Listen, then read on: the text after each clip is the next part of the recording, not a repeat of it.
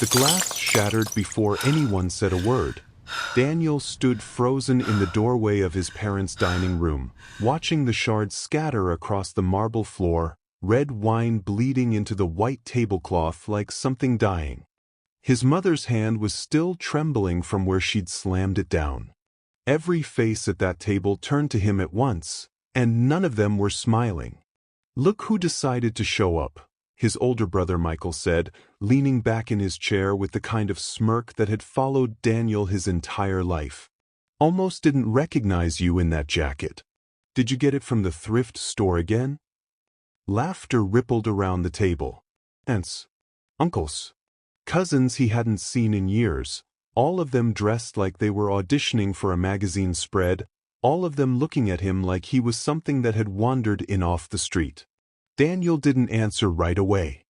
He walked to the empty seat at the far end of the table, the one that was always left for him, always the farthest from his father, and sat down without a word. His hands were steady. His jaw was tight.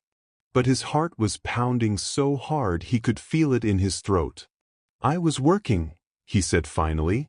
"Some of us don't get to leave the office whenever we feel like it." "Working?" his father repeated, the word dripping with contempt. "Is that what you call it now? Michael here just closed a 7-figure deal this month." "What exactly did you close, Daniel?" "Another shift at whatever it is you do." Daniel felt his stomach twist. He looked at his mother, hoping for something, anything, a flicker of defense. She just looked down at her plate and pushed her food around with her fork, silent the way she always was when it mattered most. "I run a company," Daniel said quietly. The table went still for half a second. Then Michael burst out laughing so hard he had to set down his glass. "You run a company," Michael repeated, wiping at his eyes like it was the funniest thing he'd heard all year. "Daniel, brother, please. You can barely afford your own apartment. Mom told me you asked to borrow money last winter. Now you're telling us you run a company." "I didn't ask to borrow money," Daniel said, his voice sharper now. "I asked if anyone had heard from my old business partner." "That's different." "Sounds the same to me," his cousin Priya chimed in, smirking behind her wine glass. "Sounds exactly the same." Daniel's hands curled into fists under the table. He could feel the heat crawling up his neck, the old, familiar shame trying to claw its way back into his chest, the same shame that had followed him since he was 19 years old and his father told him, in front of the entire family, that he would never amount to anything. But this time was different. This time, Daniel wasn't 19. This time, he had spent the last 11 years building something none of them knew about, something he had kept hidden on purpose, because the last time he'd shared a dream with this family, they had torn it apart before it even had a chance to breathe. "You think I'm lying," Daniel said. "I think," his father said, setting down his fork with deliberate slowness, "that you have always had a talent for making things up. Just like when you were a boy. Grand stories. Big dreams. And where has it gotten you? Look at your brother. Look at what he's built. And look at you." The room seemed to close in around Daniel. Every pair of eyes at that table was a weight pressing down on his chest, waiting for him to shrink, waiting for him to apologize for existing the way he always had before. Instead, Daniel reached into his jacket pocket and pulled out his phone. "You want proof?" he said, his voice low and even now, all the shakiness gone. "Fine. I'll give you proof." Michael rolled his eyes. "Oh, here we go." $50,000, Daniel said, looking directly at his brother. "That's what I'll bet you right now, in front of everyone at this table, that I own more than you'll ever own in your life. $50,000, Michael. Are you willing to put your money where your mouth is, or is all that talk just talk?" The room went dead silent. Even Priya set down her glass. Michael's smirk faltered for just a second before he forced it back into place. "You don't have $50,000, Daniel." "Then you have nothing to lose," Daniel said. "Take the bet." His father was watching now, his expression unreadable, but Daniel could see something shift behind his eyes, something that looked almost like doubt for the first time in 11 years. "Fine," Michael said, his jaw tight. "Fine. $50,000. Let's see this so-called company of yours." Daniel almost smiled. Almost. But he kept his face still, because he wasn't done yet, and the family that had spent 11 years laughing at him was about to learn exactly what silence sounded like. If this story has your heart racing already, hit that like button right now because it only gets more intense from here, and you do not want to miss where this goes. 11 years earlier, Daniel had been standing in a garage that smelled like motor oil and instant noodles, staring at a laptop that had crashed for the third time that week, wondering if his father had been right about him all along. He dropped out of his second year of college after his family refused to keep paying for a degree in something as useless as computer science, as his father had put it. Michael was studying finance. Michael was going to be somebody. Daniel was going to be a disappointment, and everyone in that house had made sure he knew it. "You'll come crawling back," his father had told him the day he left. "And when you do, don't expect us to bail you out." Daniel hadn't cried that day. He'd promised himself he never would again, not for this family, not for anyone.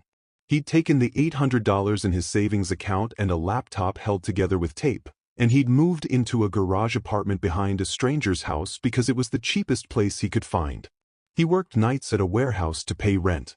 He built software during the day, teaching himself to code from free videos online, failing over and over, deleting entire projects and starting from scratch because he refused to give his family the satisfaction of watching him fail publicly. There was a woman named Grace who lived 2 doors down, an older woman who ran a small accounting firm out of her house. She noticed him one evening, hunched over his laptop outside because the garage had no working outlet near his desk, eating cold noodles straight from the container. "You look like you haven't eaten a real meal in a week," she said. "I'm fine," Daniel told her, too proud to admit otherwise. But Grace didn't leave. She sat down on the step beside him and asked what he was building. And for the first time in months, Daniel actually explained it, out loud, to another human being. A platform that could help small businesses track their finances without needing to hire someone expensive like an accountant. Something simple. Something honest.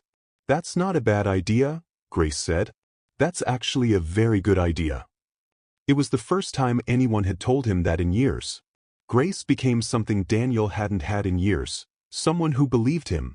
She started small, reviewing his pitch deck over coffee on Sunday mornings, pointing out where his numbers didn't add up, where his confidence was covering for gaps in his plan. She didn't coddle him. She challenged him harder than his father ever had, but every challenge came from a place that wanted him to win, not a place that wanted him to fail so she could say she'd been right about him. "You keep talking about this software like it's a hobby," Grace told him one morning, sliding his laptop back across the table. "Stop treating it like a hobby. Treat it like it's the only thing standing between you and everything your family said you'd never have." Those words carved themselves into Daniel's chest. He didn't sleep that night. He rewrote his entire business plan from scratch, stripped out everything that sounded impressive and left only what was true, and by sunrise he had something real for the first time.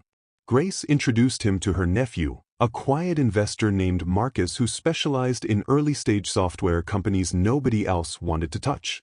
Marcus read Daniel's plan twice before saying a single word. "This is rough," Marcus finally said. "The design is ugly. The pitch is clumsy. But the problem you're solving is real, and I don't think you're lying about being able to solve it."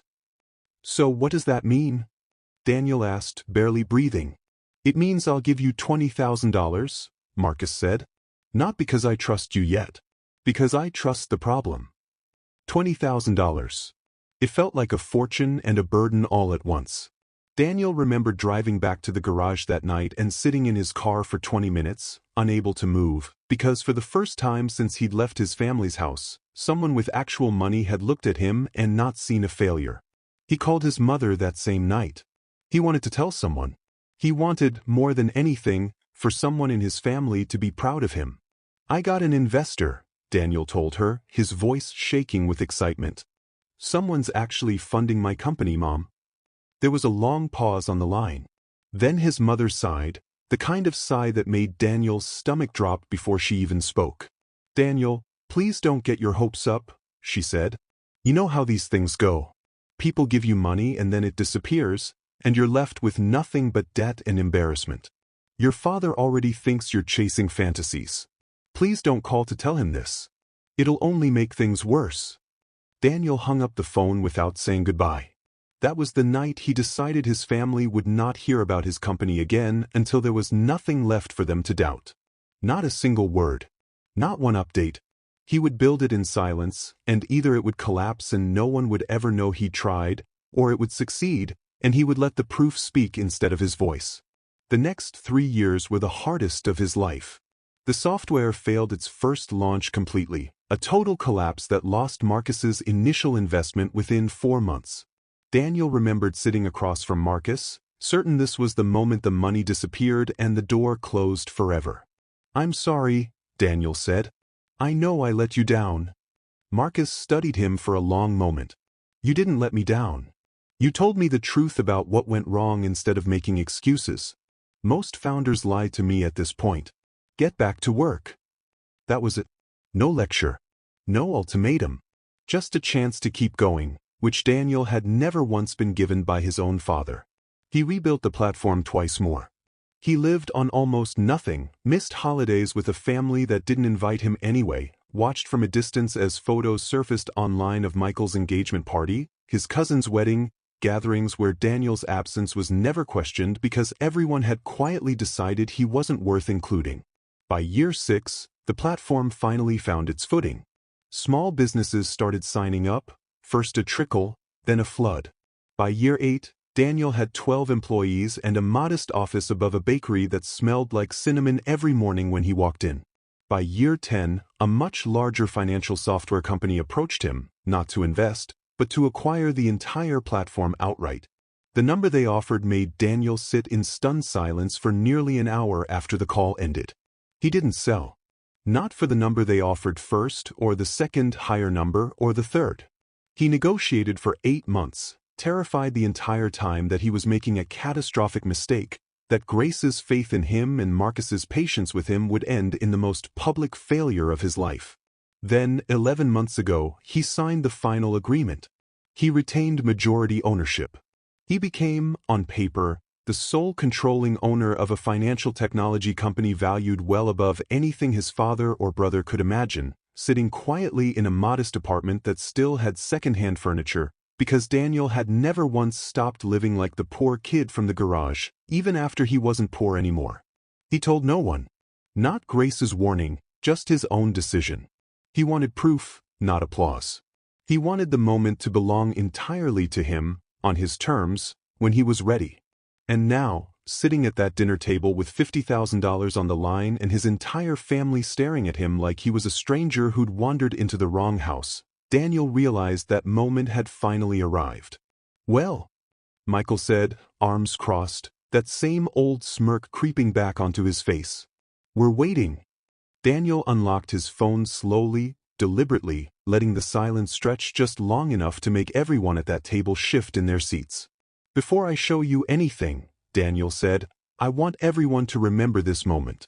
I want you to remember exactly what you said to me tonight, and every year before this one. Just show us the proof," his father snapped, though his voice had lost some of its earlier certainty. Daniel opened his email and turned the phone around, sliding it slowly to the center of the table where everyone could see the header on the document glowing on the screen. Certificate of Ownership. Majority Shareholder. Daniel's full legal name, printed clearly at the top. Nobody laughed this time. If you've made it this far, drop a comment right now and tell me what you think happens next, because trust me, the family's reaction is about to get a whole lot messy, and you don't want to miss it. And if you haven't already, subscribe, because stories like this one are exactly what this channel is built on. Priya was the first to break the silence, leaning forward, squinting at the screen like she thought it might be a trick of the light. That's not possible." "It's very possible," Daniel said calmly.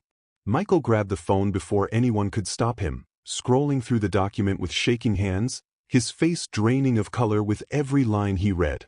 "This says you own 81% of the company. This is worth He stopped, swallowed hard, unable to finish the sentence. "Say the number, Michael," Daniel said. "You wanted proof. Finish reading it." "This is worth over $40 million, Michael whispered. The table erupted into chaos. Aunts who hadn't spoken a kind word to Daniel in a decade were suddenly on their feet, crowding around his chair, gasping over the phone like it was a newborn baby. Uncles who had mocked him at every holiday for 11 straight years were shaking his hand, calling him son, like they hadn't spent a decade calling him something else entirely. Priya kept repeating the number under her breath, 40 million, like saying it enough times would make it feel real. Daniel sat perfectly still in the middle of it, watching his family scramble to rewrite history in real time. "Daniel," his mother said, rising from her seat, tears already gathering in her eyes. "Why didn't you tell us? All these years, why would you keep this from your own family?" Daniel looked at her for a long moment. He remembered the phone call. He remembered her voice telling him not to get his hopes up, telling him not to bother his father with fantasies. He remembered every single Christmas he'd spent alone because no one had thought to check if he was okay. "I tried to tell you," Daniel said quietly. 11 years ago. Do you remember what you said to me?" His mother's face went pale. She opened her mouth, but nothing came out. "You told me not to call Dad," Daniel continued. "You told me it would only make things worse. So I didn't call again. Not once. Not for 11 years. His father cleared his throat, straightening his jacket like it might restore some of the authority he'd been leaning on for the entire evening. "Oh, this changes things. We should discuss how to move forward as a family. Perhaps you could consider investing in Michael's firm, now that you have the resources to." "Stop," Daniel said, and the single word landed harder than anything else spoken that night. "You spent 11 years telling me I was a disappointment," Daniel said, his voice steady but sharp. "You told me I'd come crawling back. And now, the second you see a number on a screen, you want to talk about investing in Michael's firm." Michael's face flushed red. "Daniel, come on, we're family. We didn't know." "That's exactly the problem," Daniel said, turning to face his brother directly. "You didn't know, so you assumed the worst. Not once, in 11 years, did you ask me how I was actually doing." Daniel stood up slowly, buttoning his jacket, the same jacket Michael had mocked less than 20 minutes earlier. "I didn't come here to prove anything to any of you," Daniel said, looking around the table at every face that had laughed at him that night. "But I want to be clear about something. The $50,000 bet stands, Michael. You'll be paying that by the end of the week. As for the rest of you," Daniel continued, "nothing changes. I don't need anyone at this table to suddenly respect me because of a number. If you couldn't see my worth when I had nothing, you don't get to claim it now that I have something." Daniel's mother reached for his arm as he turned to leave. "Please, Daniel, can we talk? Just the two of us?" "Not tonight," he said gently but firmly. "Maybe someday, but not tonight." He walked out of that house without looking back, and for the first time in 11 years, he didn't feel small walking through that door. 6 months later, Daniel sat in his new office, the one on the top floor of a building his company now owned outright, looking out over a city that had once felt impossible to reach. His phone buzzed. A text from Michael. "I know I don't deserve this, but I could really use your help. Business is struggling. I'm sorry for everything." Daniel typed back a single line. "Come to the office Monday. We'll talk business, not family." It wasn't forgiveness. Not yet. But it was a door left slightly open, on Daniel's terms, at Daniel's pace, the way it always should have been. His mother called every few weeks now. Sometimes he answered. Sometimes he let it ring. His father never called at all, and Daniel had made peace with the possibility that he never would. What stayed with Daniel most in the months that followed wasn't the $40 million, or the look on his family's faces when the truth came out.